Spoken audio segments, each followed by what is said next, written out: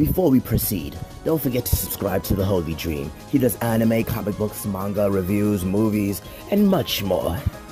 Honestly, he's the only reason you guys are still alive. Hey, what's up? It's the Holy Dream, and today we're going to be looking at another power level chart. This is going to be a little bit more sophisticated. This is going to be of Goku throughout his life, throughout his transformations, and throughout his forms. Obviously, go check out Indie Arts. Yeah, he's just a good person in general, a good YouTuber. But yeah, it's going to be throughout all his previous forms. It's going to be Dragon Ball, Dragon Ball Z. There's even going to be Dragon Ball Super, obviously, and Dragon Ball GT. So let's get straight to it. Don't forget to like the video, first of all. But yeah, first we have Kid Goku, obviously. This is up to the around not adult King Piccolo arc, I would say, after he drank both the fountain and the divine water, and he drank two waters, I always get confused. And yeah, both made him stronger. One of them was fake, it was just the training of getting there. One was actually the water. But this is Goku after both. So like a 14-year-old Goku or a 12-year-old Goku, if I remember correctly. And he is not a joke. He's a monster. But yeah, next is the Ozaru transformation from Dragon Ball, which makes him 10 times stronger. So that Goku with like a power level of 100, and King Piccolo had a power level of like 120, I believe. So Goku would have had a power level of like 140, 150 times 10, it'd be Raditz level. But then now we have adult Goku from the beginning of Dragon Ball. And yeah, obviously he wasn't on Raditz level. We saw he got destroyed. He had a power level of, I can't remember correctly, 200 and something? I think so. And then it goes up to like 700 when he did the Kamehameha, but I have sort of a bad memory. But obviously Kaioken is next, and we already know how much stronger that makes him. This is going to be against Vegeta, when he went Kaioken times 4, which was his max at that point. And obviously that was impressive, but if you want, you can also count the Kaiokens against Frieza and all of that. This is just the aggregated form of Kaioken itself. But next we have the full Super Saiyan transformation, which is the mixture of the Super Saiyan form, or, well, okay, it's a combination of Kaioken and the Super Saiyan form. It's a weaker Super Saiyan that drains all your energy. So it has all the disbenefits of Kaioken and the kind of benefits of Super Saiyan. So it's kind of like the bridge between Kaioken and Super Saiyan. And I always liked false Super Saiyan. It was a mixture of Kaioken and Super Saiyan, the original Super Saiyan Blue Kaioken times 10. I always loved it. It was so cool. Just look at the way he looks. It's freaking amazing. And you already know what's next. It's when he reaches the legendary form itself. It's beautiful. Everybody just loves the Dragon Ball Z story. But yeah, next is Super Saiyan Goku. And obviously he's going to be stronger than full Super Saiyan Goku. Even if full Super Saiyan was the same multiplier, it's kind of like going Kaioken times 50. You rather go Super Saiyan than go Kaioken times 50. But it's not times 50. It's probably a bridge between times 20 and times 50, which is like times 35. But next we have Super Saiyan Grade 4 Super Saiyan Goku.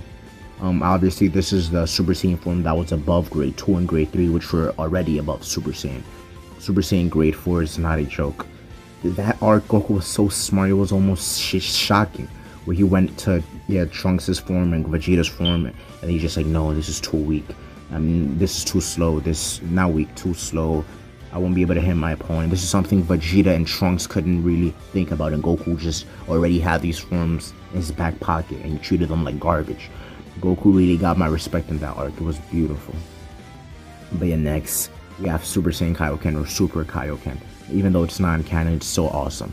Obviously this was that form he did against Pikkon, where he was like Super Kaioken in the other world tournament, and he just punches Pikkon into a planet, and the planet like cracks, and the Pikkon just gets right back up. I was like, whoa, what the hell?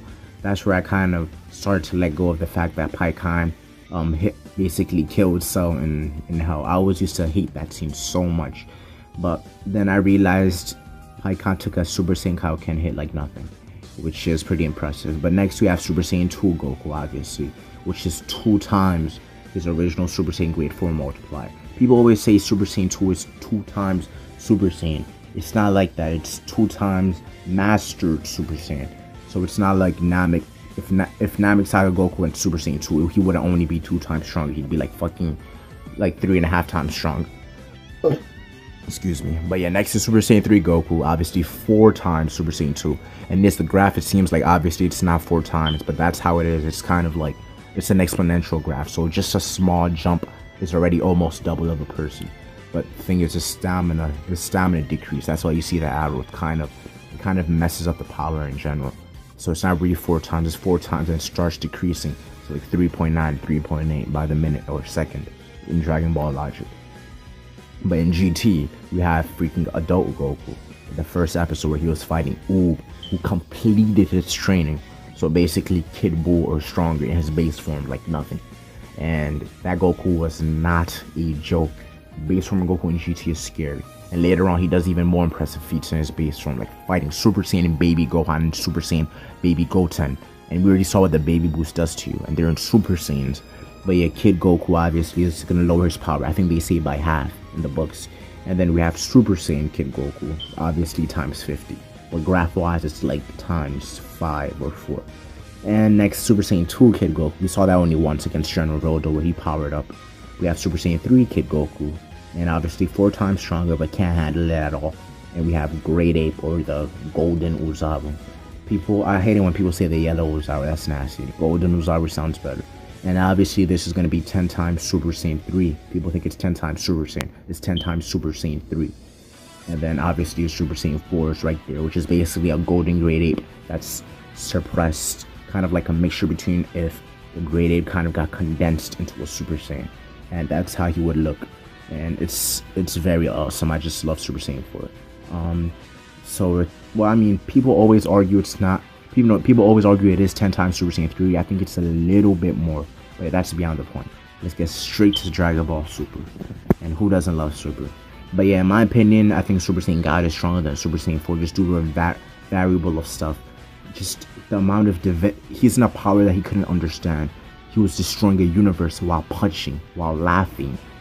Before, in the movie wise, I thought Super Saiyan 4 was still stronger. Show wise, it's not even a contest. A universe with a punch, not a Kamehameha, with a punch while going 80% and laughing. That wasn't even Goku when he was 100% complete. So yeah, in my opinion, God is stronger.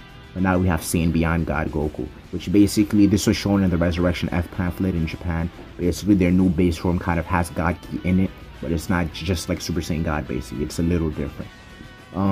It's a little weaker than when he was God, but it's close enough where you can't really tell the difference. This explains why Vegeta's base caught up to God Goku, and then Goku's base was right next to Vegeta's after like a few freaking weeks or whatever. It's called Saiyan Beyond God. It has a milky white aura instead of kind of like a see-through aura. It's pretty impressive. And then now we have Super Saiyan Blue, which is 50 times his base form God essence. But then it Super kind of messes it up because they still use the other Super Saiyan form, so it ruins the multiplication. But it was supposed to be 50 times his new insanely stupid base. That's why Golden Frieza was able to equal it / be stronger.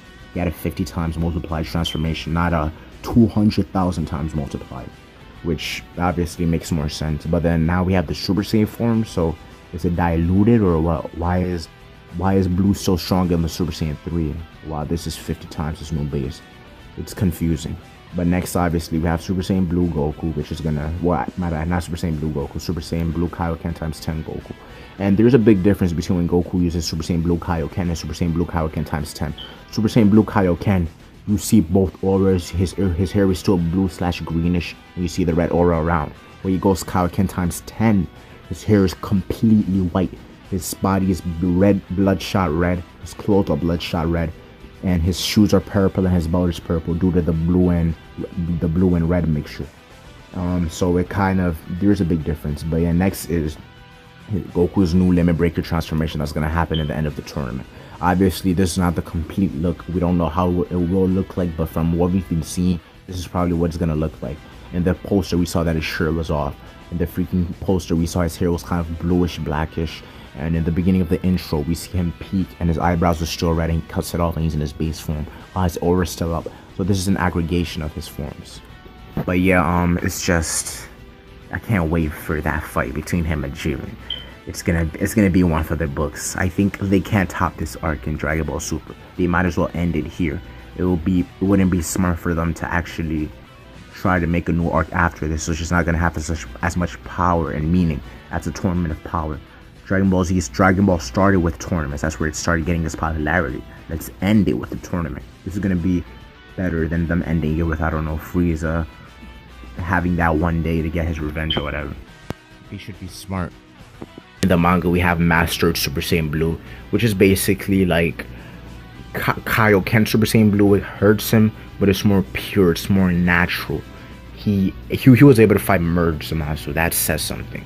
And The reason why the bar says that Limit Breaker won't be that far from Kaioken is because the theory might be his Limit Breaker is a mastered version of the Kaioken, so it's gonna be stronger than the Kaioken, and it's also gonna basically, it's not gonna have the downfalls of your energy constantly draining. It's gonna be completely in that form. It's gonna be just like the difference between full Super Saiyan and Super Saiyan, how it's a mixture of both, and this it kind of explains why King Kai created the Kaioken, or why the Kaioken is it literally means God's technique or God's fist. But in Japan, when you use fist like Shoryuken, Hadouken, the fist part, it just means technique. That's how they explain technique. That's why Hadouken isn't literally like energy technique. Energy fist is energy technique. So if this happens, it's going to make sense why King Kai had kind of like a false version of the Kaioken. He was trying to mimic the original form, which is the Limit Breaker form, but he just couldn't. He didn't have enough power or understanding of it. But yeah, I'm the Holy Dream. Looks like it's time to wake up, and I catch another dream. Bye.